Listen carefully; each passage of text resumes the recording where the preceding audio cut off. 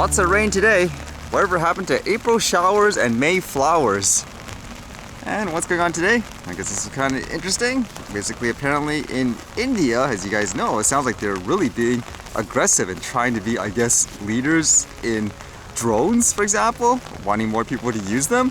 And I guess this one here says, India allows drone-based pesticide spraying.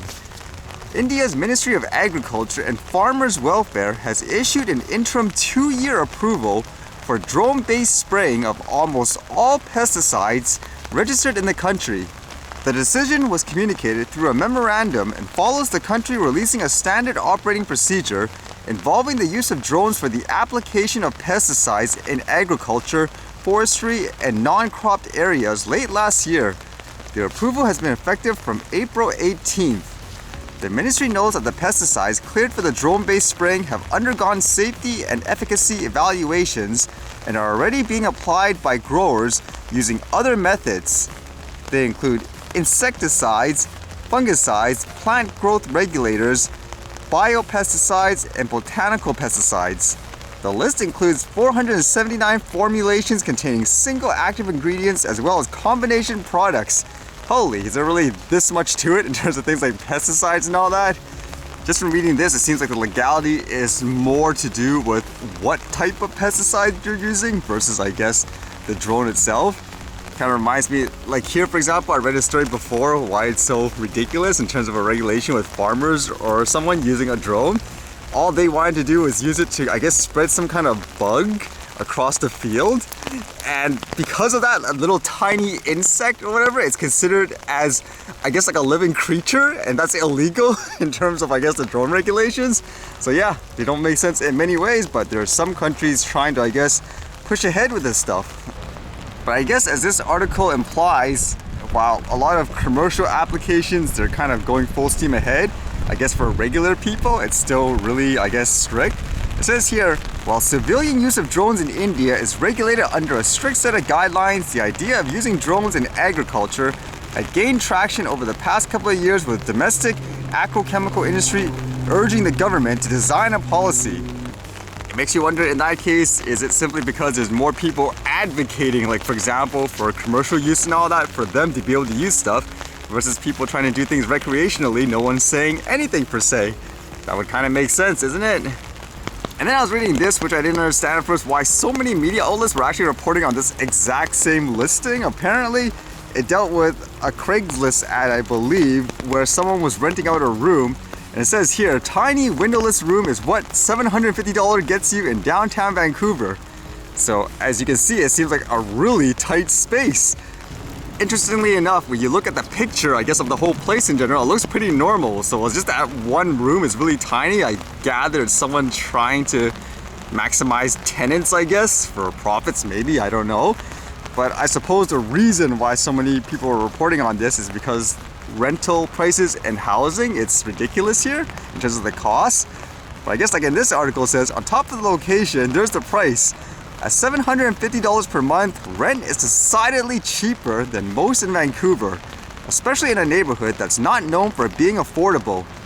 But in a city like Vancouver, if rent is low and a location popular, something else has to give. In this case, it's the space.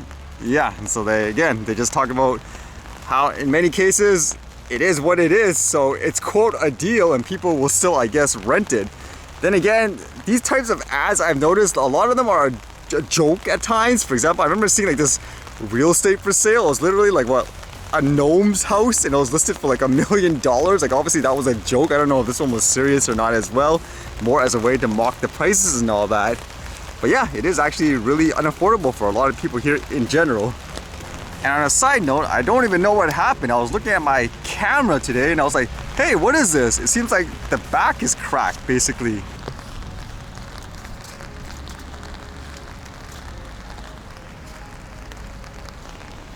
So it's basically in the back of this camera area and I don't even know what happened. No drops or anything. I was reading some news about this recently though, where apparently there's a lawsuit for, I guess, Samsung cameras for these types of models, saying, I guess, it's fragile or something like that. So that's kind of interesting.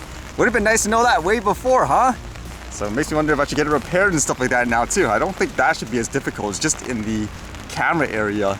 Although interestingly enough, when I turn the camera on, you don't see the cracks at all, so it's probably not using that specific camera where the crack is in terms of the glass anyways.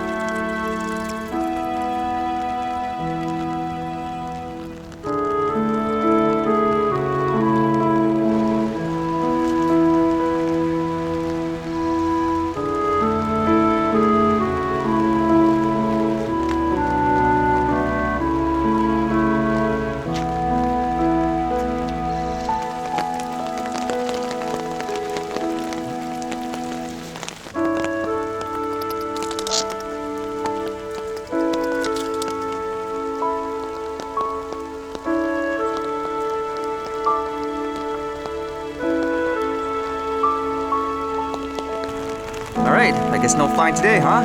What can I try today for the archive experiments?